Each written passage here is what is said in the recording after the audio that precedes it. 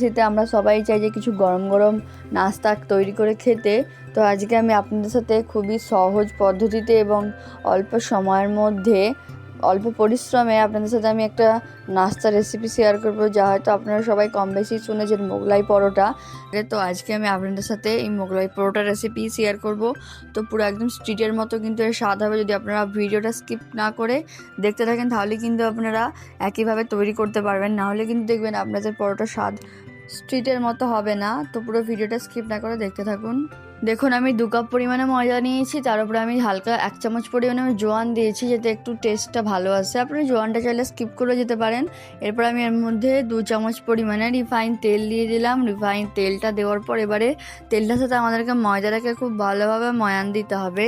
তো মোগলাই পরোটার আমাদের মেন আকর্ষণটাই হচ্ছে যে এর পুরটা। তো এর পুরটা আপনারা কীভাবে খুবই অল্প সময়ের মধ্যে সহজ পদ্ধতিতে তৈরি করবেন, সেটাই কিন্তু আমি আপনাদেরকে এই ভিডিওতে দেখিয়েছি। তো দেখুন, প্রথমে কিন্তু আমি ময়দাটার সাথে তেলটাকে খুব ভালোভাবে মিশিয়ে ময়ানটা দিয়ে নিচ্ছি। এভাবে আপনারা হাতের সাহায্যে মেশাবেন, তাহলে কিন্তু দেখবেন ভালোভাবে হবে। এরপর জল দিয়ে দিয়ে অল্প অল্প করে মিশিয়ে নিতে হবে।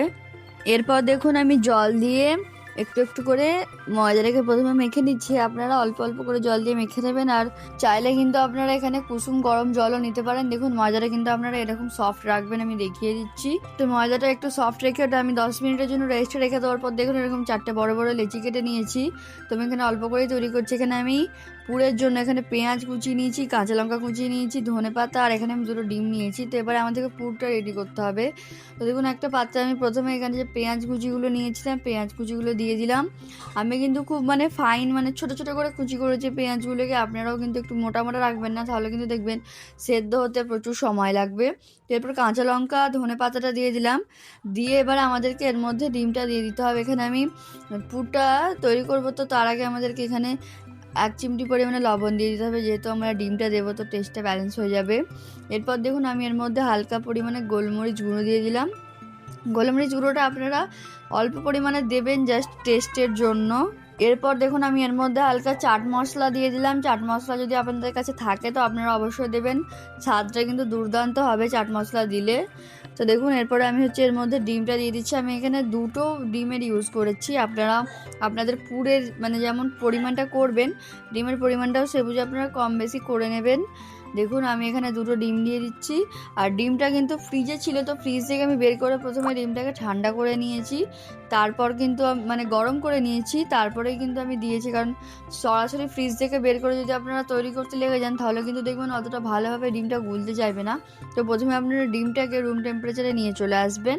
এরপর দেখুন, ডিমের সাথে ব্যাটারটাকে খুব ভালোভাবে আমি যে মিশিয়ে নেব সব সবজিগুলোকে। এখানে চাইলে আপনারা অন্য গাজর বা ক্যাপসিকামও অ্যাড করতে পারেন। তো আমি এখানে হাতের কাছে থাকা অল্প উপকরণ দিয়ে দেখিয়েছি আপনাদেরকে। তো দেখুন, এবারে আমি যে একটা প্রথমে আপনাদেরকে দেখিয়ে দিচ্ছি রুটিটা। এখানে তেল নেবেন আপনারা, তেল দিয়ে আপনারা বেলবেন। কারণ যেহেতু ময়দা, তেল না দিয়ে বেললে কিন্তু এটা দেখবেন বড় হবে না। আর দেখুন, প্রথমে আমি আটা দিয়ে বেলছিলাম, তো ছোট হয়ে যাচ্ছিলো, বারবার বেলা হতে চাইছিল না।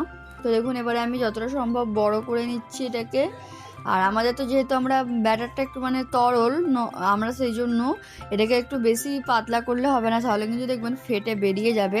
আমার কিন্তু থিকনেসটা অনেকটাই মোটা আছে। দেখুন, আমি যে এবারে একটু হাতের সাহায্যে বাড়িয়ে নিচ্ছি। আমি মোগলাইটা একটু বড় বড় করব, যার জন্য। আর মোগলাই পরোটা যদি আপনারা এইভাবে বাড়িতে তৈরি করেন, একদম কিন্তু অথেন্টিক স্ট্রিটের মতোই কিন্তু আপনারা স্বাদ পাবেন মোগলাই পরোটার। দেখুন, আমি এবারে দিয়ে দিলাম। দিয়ে এবারে আমি যে পরোটাটাকে মুড়বো। দেখুন, এখানে মোড়াটাও কিন্তু একটা আলাদা ব্যাপার আছে, নাহলে কিন্তু সব পুরটা বেরিয়ে যাবে যদি আপনারা ঠিকঠাক করে মুড়তে না পারেন। দেখুন, একটার উপরে এইভাবে একটা চেপে দিলে আপনারা মুড়ে দেবেন। এরপর খুব বেশি প্রেস করবেন না, জল দেওয়ার প্রয়োজন নেই ময়দার মধ্যে। এরপরে দুদিকটা খুব ভালোভাবে 2টো মুখ মুড়ে দেবেন, যেন কোনো দিক থেকে ব্যাটারটা বেরিয়ে যাওয়ার সম্ভাবনাটা না থাকে। আর ব্যাটার বেরিয়ে গেলে কিন্তু দেখুন ভেতরটা পুরো ফাঁপা হয়ে গেছে, ভেতরে কিন্তু কিছুই থাকবে না। দেখুন, আমি কেমন যে আরেকটা ওইভাবেই মুড়ে নিলাম 1-2টো দিকই। আর খুব এটা সঙ্গে সঙ্গে বেলে কিন্তু আমাদেরকে সঙ্গে সঙ্গেই কড়াইতে দিয়ে দিতে হবে, নাহলে দেখবেন যে পুরটা কিন্তু আপনাদের লিক করতে শুরু করে দিয়েছে। দেখুন, আমি কিন্তু একটা অলরেডি দিয়ে দিয়েছিলাম কড়াইতে, এখানে আরেকটাও আমি দিয়ে দিলাম। আর এখানে কিন্তু আপনাদেরকে ওপর থেকে ক্রমাগতই তেল ছিটিয়ে দিতে হবে, না হলে কিন্তু দেখবেন ওপরটা ফুলবে না বা ওপরটা কাঁচা থেকে যাবে আর সময়টা বেশি লাগবে। দেখুন, আমি আপনাদেরকে আরেকটাও বেলে দেখিয়ে দিচ্ছি। প্রথমে আমি ডোটা নিয়ে নিলাম, তারপর ডোতে তেল দিয়ে ডোটাকে হচ্ছে আমাদেরকে বেলে নিতে হবে। একটা মানে একটু পাতলা রাখবেন আপনারা, যেহেতু আমাদের ব্যাটারটা হচ্ছে যে তরল, আমি ডিম দিয়ে তৈরি করেছি যার জন্য। দেখুন ব্যাটারটা আমি হচ্ছে যে এবারে এটাকে বেলার পর ব্যাটারটা এর মধ্যে দিতে হবে। ঠিকঠাক শেপ নিয়ে আসতে গেলে কিন্তু আপনাদেরকে ব্যাটারটা চাইলে আপনারা আরেকটু ঠিক করতে পারেন, কিন্তু চটজলদি তৈরি করার জন্য আমি আপনাদেরকে এই রেসিপিটাই দেখাচ্ছি। আর খেতে কিন্তু একদম অথেন্টিক মোগলাই পরোটার মতনই হয়। দেখুন এবারে এটাকে চারিদিক থেকে বেলে আমি এর মধ্যে চামচের সাহায্যে মেপে মেপে ব্যাটারটা আমি দিয়ে দিচ্ছি। আর খুব বেশি ব্যাটার দিয়ে দেবেন না একটা পিঠাতে, তাহলে কিন্তু দেখবেন ব্যাটারগুলো বেরিয়ে যাওয়ার সম্ভাবনাটা থেকে যাবে।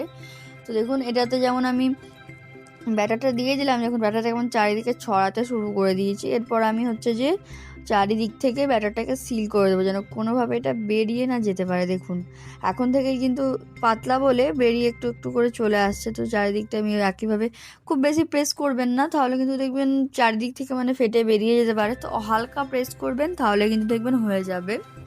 দেখুন এবারে আমার আরেকটা ওইভাবেই রেডি হয়ে গেল। এবারে আমি আপনাদেরকে দেখিয়ে দিচ্ছি। দেখুন ওপর থেকে কেমনভাবে আমি তেলটা ছিটিয়ে দিচ্ছি। অনবরতই কিন্তু আমাদেরকে এভাবে গরম তেল ছিটিয়ে দিতে হবে ওপর থেকে, না হলে কিন্তু দেখবেন আপনারা ওপর দিকটা মানে কাঁচা থেকে যাবে, নিচেটা কিন্তু সেদ্ধ হয়ে যাবে, আর ফুলবেও না আপনাদের মোগলাইটা। তো ওপর দিক থেকে তেল ছেটানোটা কিন্তু ম্যান্ডেটরি, এটা আপনারা করবেন। আর এখানে চাইলে আপনারা ডুবো তেলেও ভাজতে পারেন। আমি এখানে তেলের ব্যবহারটা একটু অল্প করেছি, যেহেতু আমার ননস্টিকের প্যান, আমার অল্প তেলেতেও কাজ হয়ে যাবে। তো দেখুন আমার কিন্তু রেডি হয়ে গেছে। আমি এখানে আর একটাও দিয়ে দিলাম, একইভাবে দিয়ে তুলে নিচ্ছি। কতটা শুধু ফুলেছে দেখুন মোগলাইগুলো, আপনারা হয়তো দেখে বুঝতে পারছেন। পরোটাগুলো কিন্তু খুবই ফুলেছে, ভালোই ফুলেছে। আর যে এটার অন্যতম কারণ হচ্ছে যে তেল ছিটানোটা, যেহেতু আমি ওপর থেকে তেলটা ছিটিয়ে ছিটিয়ে দিচ্ছি, তো ভেতরের যে ডিমগুলো আছে স্টাফিংটা, ওটাও কিন্তু খুব ভালোভাবেই সেদ্ধ হয়ে যাচ্ছে, তবেই কিন্তু এটা এত সুন্দরভাবে ফুলছে। নাহলে কিন্তু দেখবেন ফুলবে না যদি আপনারা ওপর থেকে তেল না দেন। দেখুন আমি আপনাদেরকে এবারে একটা করে কেটে দেখিয়ে দিচ্ছি কতটা পরিমাণে দুর্দান্ত দেখতে হয়েছে, আর খেতেও কিন্তু দুর্দান্ত স্বাদের।